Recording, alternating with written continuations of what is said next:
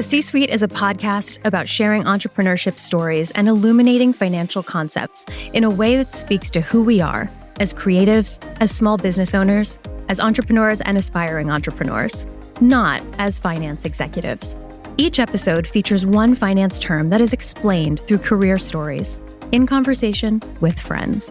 So join me as we dive into the highly personal stories that bring finance to life. Because you can do this. You can learn to understand it intuitively. And when we do that and put new ideas into context, that's when we can learn, plan, and thrive. Welcome to the C-Suite with Catherine.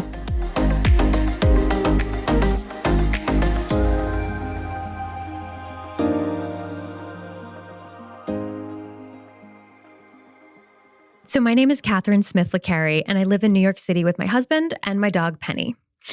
And I was inspired to start this podcast because I have always loved connecting with others. And I'm really ready to talk about what I am most passionate about, which is financial literacy for small business owners.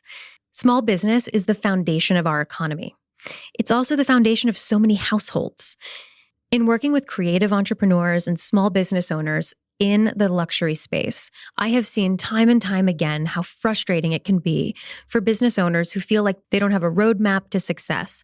They do not understand where to begin to really understand finance and implement tools in their daily management of their companies so that they have data to use to make decisions. I'll just start by giving you a synopsis of my career so far. So I graduated from college in 2011 with a degree in political science and writing. I was interested in working in politics in New York, and then decided, you know what, that seemed like not the safest idea for a woman. So I took an internship at W Magazine and never looked back. I interned for the editor-in-chief of W, and then I worked for a fashion designer, and then I went back to the magazine world where I stayed for a number of years before launching my first company. And my first company is called Plan de Ville. It's an e-commerce site for emerging luxury fashion designers. I started this company back in 2014, first with fine jewelry and handbags. So that meant it was manageable from a space perspective and I could run it from my apartment. And then, we grew pretty fast and we grew incrementally, and I bootstrapped that business, which is you're running off of revenue, you're creatively borrowing and managing your timing of your cash flow to make it work. I got to a point where, I woke up one day and it was 2016 and I had 5 women working with me in an office on 7th Avenue. Actually, ironically, right around the corner from where I'm filming this podcast and recording this podcast today. And I looked up from my desk. I had an intern for the summer from Harvard Business School, and I had been invited to speak at Harvard Business School and recruit from their student population. And I said to myself, okay, I clearly have a knack for this entrepreneurship thing because there are people here who believe in me and believe in my idea and are willing to work with me. But what I knew I didn't have were the financial skills necessary to lead my company, anyone else's company, or to grow responsibly. And I think when you have employees, it is your responsibility to really know where you're piloting the ship. So I applied to get my MBA and I went to Columbia Business School and graduated in 2019 with my MBA. So before I launched my company, I was concerned, about health insurance, about structure and time. And so I applied to do my first master's at Parsons in their fashion studies program. And so I used my first master's as sort of a launching off point to start my company. And I said to myself, even if my company fails and no one wants to shop, I still will have accomplished this master's degree in 2 years. That was something I could control in an entrepreneurial moment and leap where I wasn't going to be in control of very many things. So that was how I navigated having health insurance. That also gave me a real structure to my days, which I found very helpful. So after I left Columbia, I focused on building my advisory practice that caters to emerging luxury designers. Yep, just like the ones that we sell on the website. And I focused on a couple of brands in 2019, and then I joined a brand in 2020 and helped scale that brand through the pandemic.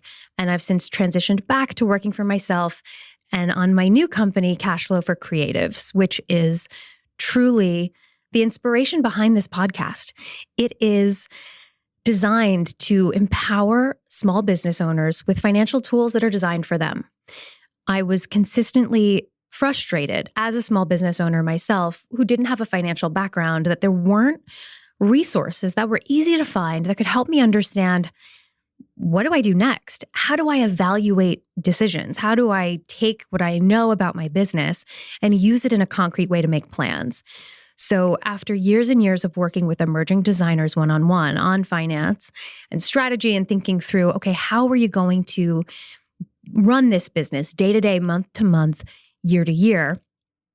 That came together in a method that I have used to help small business owners raise millions of dollars of capital through debt and equity financing and plan their futures.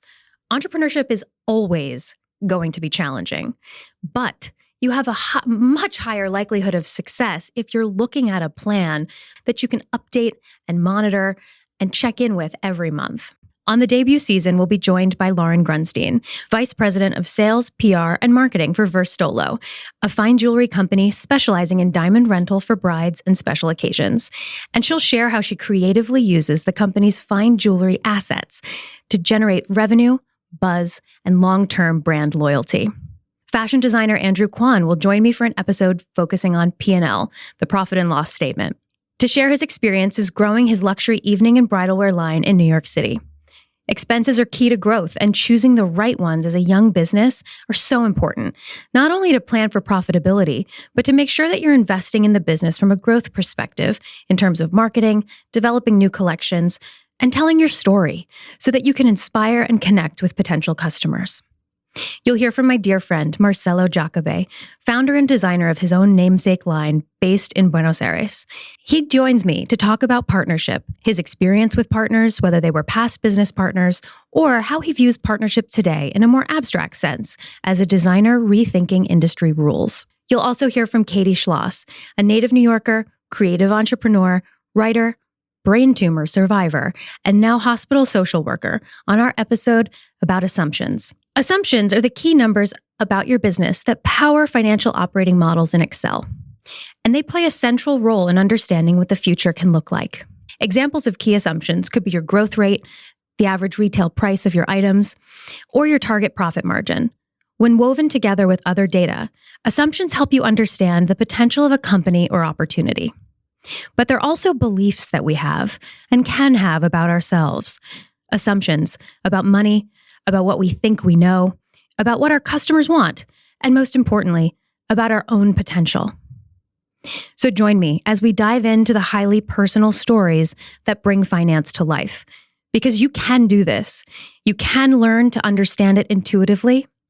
And when we do that and put new ideas into context, that's when we can learn, plan, and thrive.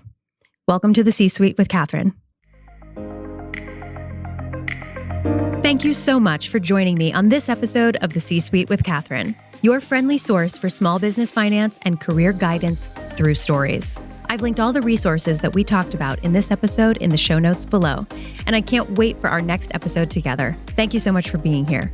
Take care.